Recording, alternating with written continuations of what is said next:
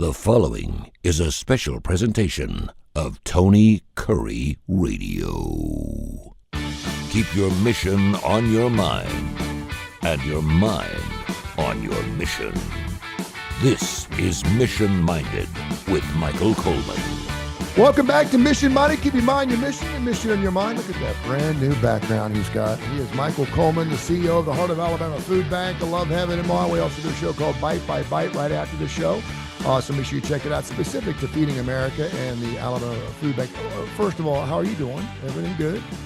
Yeah, doing well. Coming off, I'm in a better frame of mind, let me say, than I was last week when I was still, I think, very affected by the Charlie Kirk shooting and just, I don't know, just wrapping my mind around how evil our society is at times and or how evil it is, and how it manifests itself at times. And let me start right there, because you went on. If you missed the podcast, I would strongly urge you go back and listen to it, because it was very enlightening, depending on what side of it you're on. It was great to hear someone unload, because I think your feelings towards this particular situation were a lot of other people had the same feelings but didn't know how to put it into words, and I think you did that very eloquently.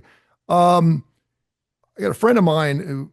We had a meeting on Wednesday, and she couldn't stop crying. And I was like, what is going on? She said, this Charles Kirk thing just really, it's really just destroyed me and blah, blah, blah, blah. Had no clue who Charles Kirk was. And I said, so you followed him? You listened to it? No. She was just totally consumed by how this thing was so absorbed and so in your face it was. First of all, he was an influencer. He wasn't a 62-year-old Democrat from Utah. He was a 31-year-old father of two, had a beautiful wife, and was really and he'd been doing this since he was like 16 or 17 years of age. Yeah. And she said more than just what he stood for. It was just a kind of a status of where she believes our country is in. And I think that's kind of what you were, and I just kind of wanted to broad that out and kind of smooth the edges out a little bit on how you felt about it, because, it was one of those things that was so in your face. A lot of people did see it live. When your children are telling you about shootings before you can tell them, there's something to it. And so with that said, I didn't know if you wanted to add anything else, but we did have several emails that we were going to get into. I will say in the past week, it's just like any event that affects you. As time goes on, you can reflect on it with maybe less emotion. Some of the things that have come out, is you really, when I say I followed Charlie Kirk, I knew who he was. I've listened to him. I like him. I agree with a lot of what he has to say. What I didn't realize was how much he had captured the hearts of a lot of people on campus, a lot of youth on campus, and we've seen some. The university system has been radicalized going all the way back to the '60s, and it was very intentional to get. But back in the '60s, you would hear stories about Berkeley and Cal Berkeley, but it was a breeding ground for coming in, and the idea was nothing's off limits, and you can break free from your traditional values. You can question God, you question everything, and so it was a free speech mecca. And it's so ironic that once the vast majority of professors are known to be very liberal in their worldview. And so it's so interesting that the dynamic became, you're not allowed to speak freely. We don't want the counterbalance to our ideas. They demanded, when it was more of a conservative, traditional value system inside of the universities, they were the alternative view, and they demanded space, and they got it. Okay, so then the positions flipped. Now, progressivism was the leading element with no limits, except if we saw really during the BLM movement, where there was space for everything's divided up by race. Mhm. If you were a person of color, you got these spaces that were free of white people. Like we couldn't see that was just clear racism and clear separation using race. Every issue you looked at had to be done through the lens of race. Charlie Kirk saw this going all the way back to age 18, but what he said was a lot of people have just given up on a lot of conservatives had just given up on the universities. And he said, look, I'm going to go in a t-shirt and I'm just going to set a table up. And if I get 5 people that will just come and engage me in conversation. So he's been doing it for years. And what he really mastered was talking about issues and engaging, like no subject is off limits. I'm not going to berate you. I'm not going to trash you. I'm not going to call you names. I'm not going to yell at you. I'm not going to belittle you. What I'm going to do is espouse my conservative principles and say, if you disagree with that, then let's shake hands after it's over with. But I want to give you space to have your views. And so what happened though was it became so effective. He was so effective about counter arguing and showing um, sometimes the hypocrisy, but lots of times just the lunacy of some of the values that were being projected. And he was so effective. He just won, and basically the RNC stopped putting money into universities because they just given up. And Charlie Kirk basically just took that movement over. And Goldwater, going all the way back to the '60s, Goldwater appealed to young people. Reagan appealed to young people, and Charlie Kirk, I just didn't fully understand the impact of how many people he brought along who voted for Trump. And now they say Gen Z may be one of the most conservative generations that there is. Having said all that, people still want to take a snippet and they'll call him racist, the normal thing, xenophobe, racist, homophobe, all that kind of stuff. And since then, there is a Reuben is his last name. I'm drawing a blank on the first name. He's gay. He's a conservative. He used to be very radically left. He's a conservative now. He's gay. He's been married to the same man for 10 years. And Charlie Kirk and his wife had them over. And Charlie Kirk, there's even videos of people getting up going, you're supposed to be a Christian. You're supposed to stand up against homosexuality. And he goes, it wasn't that he said, I don't agree with that lifestyle, Mhm. but what people do in they're expressing freedom, they're Sure. expressing, I don't necessarily agree with. So he was not only not condemning and not divisive, he shook hands with everybody regardless. And it was very much the idea of let's talk about it. But just the mere thought of talking about things puts people so on edge. It is caused all sorts of radicalism to come back out in the wake of his death. We used to always say, don't talk about religion, sex, or politics. Mm-hmm. I actually thought don't ask, don't tell worked.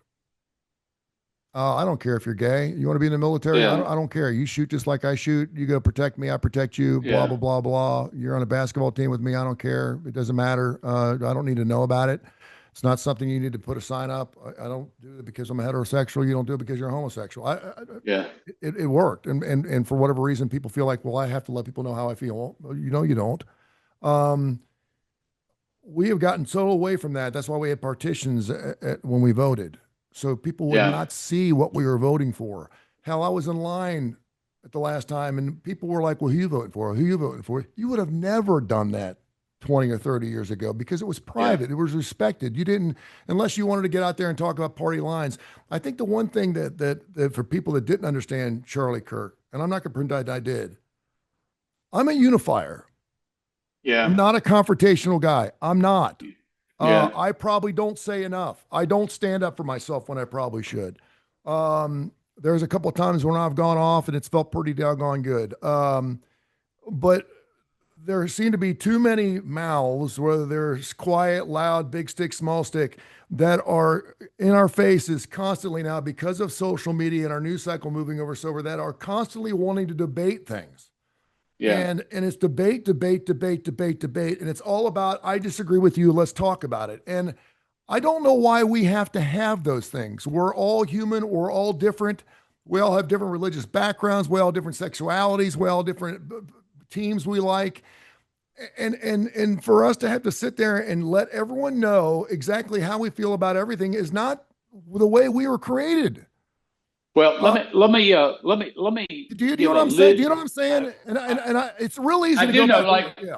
like from a homosexual level, for instance. I don't want to know people. I don't want you leading with what your sexual preference is because I don't want to view you through that lens. You're a person with your own intellect, your own ideas. Now, having said that, when I see things that are damaging to my beliefs or that I think damage the culture, then that leads me to want to speak out to give a uh, not to win an argument, not to berate them, but it's the same kind of thing. If you think there's a falsehood out there that's damaging the people who are hearing it, you want to give a counterbalance, and at least they have both sides of argument. And I think Charlie Kirk going on to campuses was the counter argument to the dominant liberal and even anti-God radicalism that's this. I want to touch on this. This has led to it's so ironic. So let's talk about Jimmy Kimmel and Stephen Colbert being canceled, Jimmy Kimmel being pulled off, and people are screaming. He has a And first just for right. say, Colbert was actually taken off because of his numbers, not because of anything that was said. That's right, but he's claiming, yeah, Yeah, but they're screaming, and yeah, yeah, also Jimmy Kimmel's owned by Sinclair, which is also wanting to buy a bunch of ABC stations, and so they want to get in the front pocket of the FCC. So but continue. yeah, We all yeah, yeah, we yeah, all know yeah. those things. Yeah, we know those Yeah, things. yeah. Yeah, I firmly believe it was a business decision. But sure it here's was. but that's the key difference in university space. Uh, I don't want government. They can't do it. They can't prevent somebody from a free speech. You're free in our world against governmental arrest, persecution, or whatever for whatever view you have. I am free to do that. However, if I choose to go work for a company, I have to embrace that company value and understand that I am a representative of that brand. So if I'm out there screaming "F you," I'm glad Charlie Kirk's dead. I want many more of them dead. That's not a free speech. Nobody's arresting you for that. No. But as a company owner, I don't want you wearing my brand and representing my brand. So I'm going to fire you. People go, oh, yeah, what happened to the free speech? It's not a free speech. That's always been a principle that there's accountability, especially when it comes to the workplace, and people are free to run their businesses and be associated with who they want to. Nobody's arresting Jimmy Kimmel, but Jimmy Kimmel for ever since going all the way back to 2016. And I mean, one side hour, just I hate Trump. Everything about Trump sucks. Yeah. He's a buffoon, all that kind of stuff. Same thing with The View. They've been doing it for a year, for years. On 10 a.m. I guess Central Time. They get on there and they do it every single day. Some of the most radical lunatic stuff, and they're free to do that. But ABC, it's no doubt that some of the people being brought into CBS, CNN are more middle of the road. They're not hardcore conservatives, they're more middle of the road, and they're looking for a balanced approach. And so it wasn't ABC who chose to do it themselves, but all those that they syndicate, like you said, Sinclair and others came back and said, we're not going to show it on our stuff. So it was a business decision to pull him. Yeah, it wasn't AP. Really wasn't ABC. I mean, those ABC stations are owned by independent That's owners, right. and they're the ones that said, "Listen, we're not going to show Jimmy Kimmel on our 45 stations." Then ABC's like, "Well, wait a minute, we send you millions of dollars in how our commercials going to run." Next thing you know, it turned out to be a business decision. I think this is really interesting. You're right.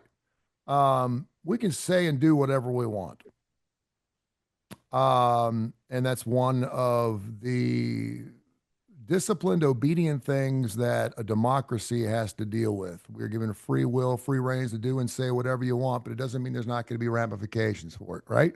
You can run up and Absolutely. down with it. You can run up and down with a flag in the back of your car. I don't care. You can do whatever you want to do, but it doesn't mean you're not going to have some type of ramifications. Unfortunately, even from a hatred standpoint, an assassination, which is I never want to see anyone lose their life over any ideologies. They're God's gift, and I'll let Him handle that. I'll let Him deal with that. That being said, the one thing that I think that we're missing right now in this country is leadership. And a lot Hmm. of people, have talked about, the Alabama football team. I did enough sports radio where whenever a team was really good and they had a lot of talent, but they just weren't playing like it. It was because some of those players who weren't indoctrinated into that culture of whatever team, we'll say Alabama was, didn't have a guy to go to vent, to talk to, didn't have a guy to sit down and say, listen, this is how we do things at the University of Alabama. And I would say they're in that situation right now. The quarterback is not a leader. If you want to be a leader, that's one thing. If you're something, in order to be a leader, you have to have followers. We have to have followers in this world. We have to have leaders. Okay. Who are you saying is not the leader The quarterback, and the reason I'm saying that of is our because country, no, no, well, or I'm saying I'm using Alabama football as an example right now. I'm using Alabama football as an example. People are like, why doesn't this team look like they don't look like the Alabama? They're loose. They're playing like junk. They don't have any pep in their step. And I'm saying it's because they don't have good leadership. I'm not saying they don't have a decent coach, but they don't have a leader inside that locker room to have a discussion about how this is how we do things. And I that's think what I'm saying. Who's that a metaphor? I'm asking, who's that a metaphor I think for? I think at every level you can start a Facebook group with 55-year-old divorced women with blonde hair with dogs that like to go bowling on Wednesday nights, and you'll have 50,000 people join your group. Everyone wants to be part of something bigger, right?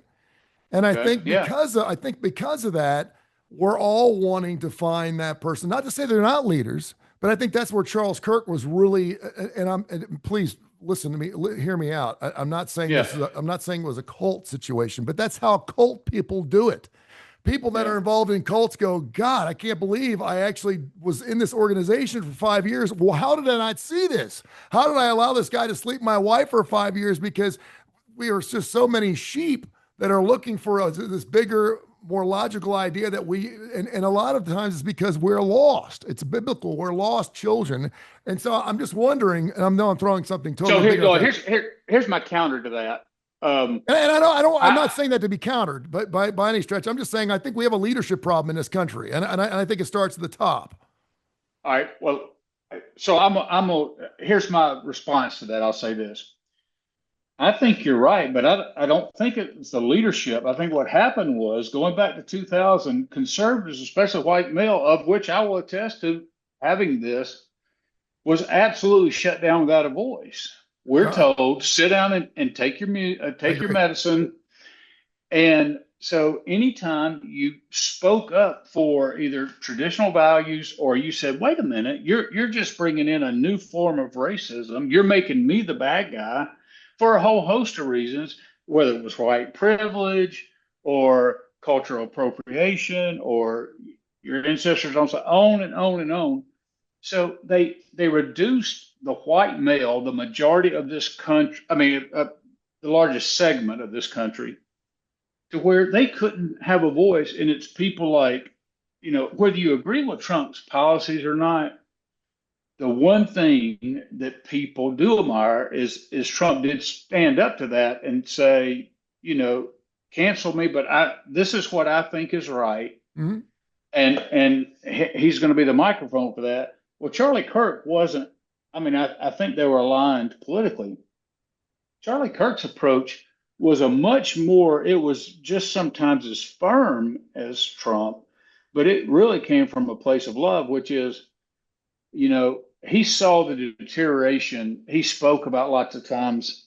A black, I've seen several interviews with a black student, 19 years old, and that black student would say, "Yeah, I'm at a disadvantage," and it would be, "Well, why are you at a disadvantage? You're at a university. You're here. If you came from poor income, you have grants, you have student loans, you have access to some of the greatest education in the world. What is it that I can do?" They'd say, "Yeah, but you have white privilege." And he'd go, "Okay, well, what is it that I can do that you can't do?" Well, they never could. Then they get into, "Well, you just don't know what it's like to walk around as a black person." Well, there may be some truth to that, but the idea they're so ingrained oftentimes when I say they, people of color, and I'm not, this doesn't apply to everybody, but sometimes they are ingrained with they are limited, and so they're taught that they're less, and that white people think that they're less. Mhm. And so they come up sometimes with a chip going, "I just want to tell you," and we're like, "We don't think you're less. Where did this even come from?" What it gave us an opportunity to do, this is why I think you've seen so many people rise up after Charlie Kirk's killing, was our voices that were squelched for several years out of fear of being canceled and cancel culture. Now that wave is coming back very powerful and saying, Charlie Kirk and other people have stood up, and now I have the courage to stand up as well. And I think that's why.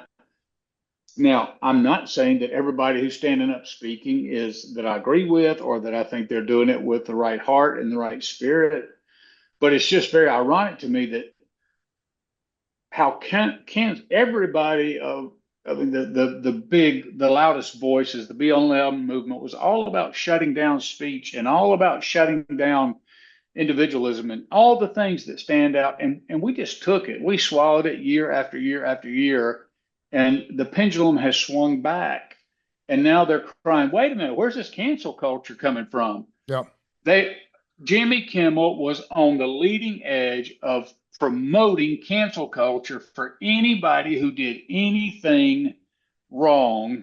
He was right in line with it. And all that happened was he turned around and got a dish of his own medicine of what he was advocating for the past 4 years. Now he's just the target of it. And now it's being proclaimed as being unfair and Well, unjust. and his numbers sucked, and his show sucked too. I mean, Yeah, it was a very good show. that was the So underlying I issue. mean, it Yeah, really was. I mean, he ranked yeah, fourth or fifth out of whatever it was. But I guess my point was, and so by speaking with you, and I respect you, and I love hearing you speak about things like this because you force me to look at things differently. I would just say that if you want to be in this format, you want to be a great patriot, you want to make this country great, do your homework, listen to your heart, do it in a loving, supportive way. Hate doesn't have to be 100%. behind everything. You can have That's right. unity behind this thing. You know, I started this group, this TMIY thing at my church the other day. And the first thing is we're not talking politics. We're not going there. If we cannot talk in unity, if you want to talk about it outside, fine. But if we Yeah, cannot find some unity in this room here, I just think it's super important that, again, we remember the golden rule. If you can't say yeah, something nice, yeah, and there's just so many people out there, though, that don't know what they're talking about, that listen to the sound clips, that listen to the little snippets. That's all yeah, they hear. And yeah, they're like, "Well, did you hear what he said? This is pure hatred." Da, da, da, da, da. No, it's purely taken out of context. Now with AI, we got people putting words in our mouths. We don't even know if this shit's real. yeah, And so, and I would say, people are like, "Well, don't then stop getting your news from online." You know what I mean? I mean, people are yeah, always like, "I don't know what's on." Well, then go to the big four, because for the most part, I know Fox leans one way, I know NBC leans another, but for the most part, I believe in I believe in their reporting, and I think for the most part, it's fairly factual. yeah, I realize they have tangent shows out where they have people that want to do op-eds and everything else. But yeah, I mean, rather than hop on board because Taylor Swift is telling you to vote a certain way, do your homework. yeah. Do your homework and Absolutely, find out 100%. why you feel the way you do. That's right. and find out why maybe you don't like someone in that particular case. So info at TonyCurryRadio.net. We do have one email here, and I'll get to it, and it's Jimmy in Southside. And it kind of goes along with the same thing. Heard your show last week, thought it was fantastic. Thank you for giving us a voice and allowing this type of radio to be broadcast. And his whole thing was the word hatred. We use the word hatred so much now. Yeah. Maybe we're not as Bible built as we need to be, or Bible based as we need to be when we do sit down. In a lot of cases, I think a lot of people will walk into a room and they don't read their room first. They don't know who they're talking to or who they're talking about before they feel like they have to let everyone know how they feel.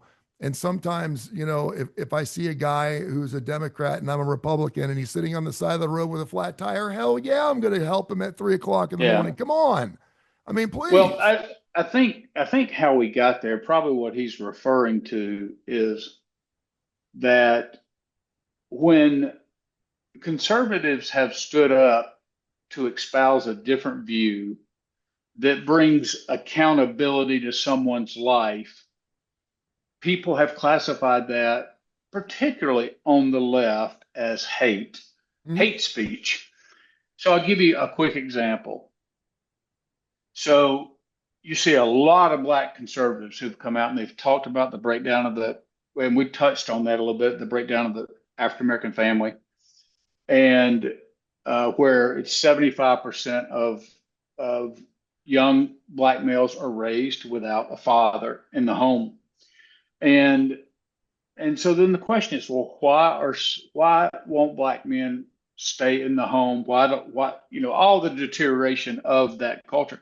Because it's very interesting. It's not about skin color. You do not see that in Africa.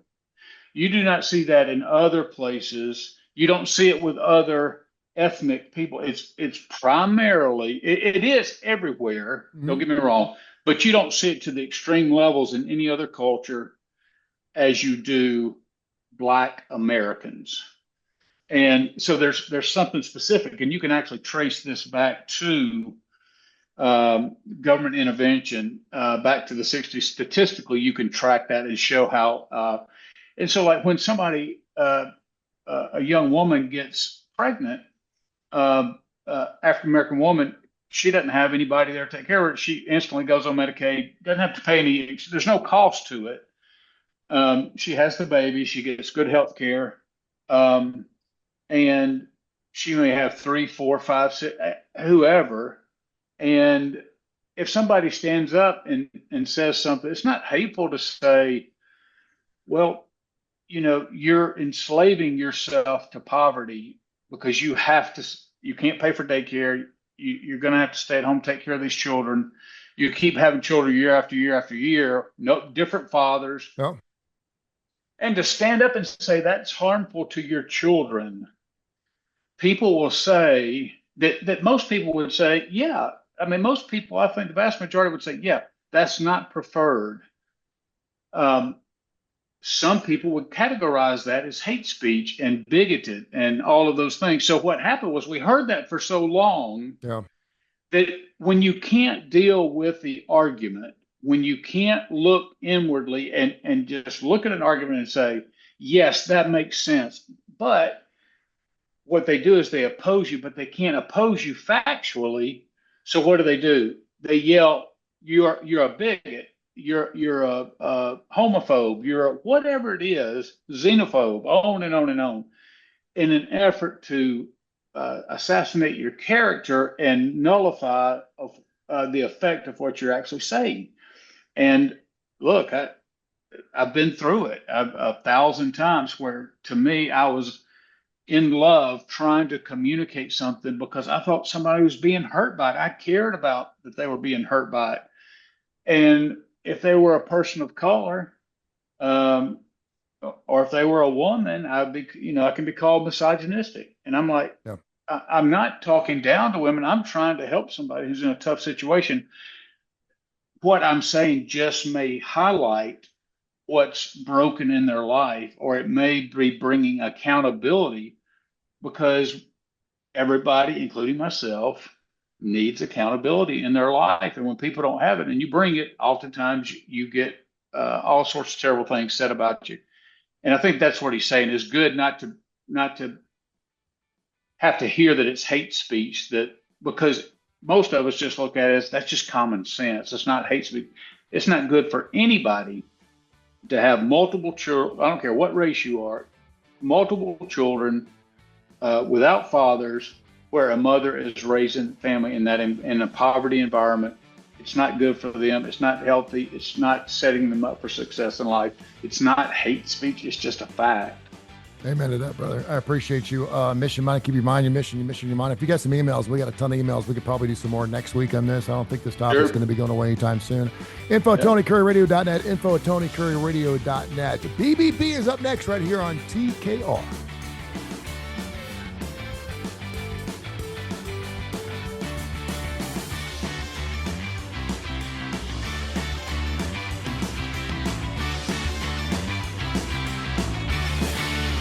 This has been a special presentation of Tony Curry Radio.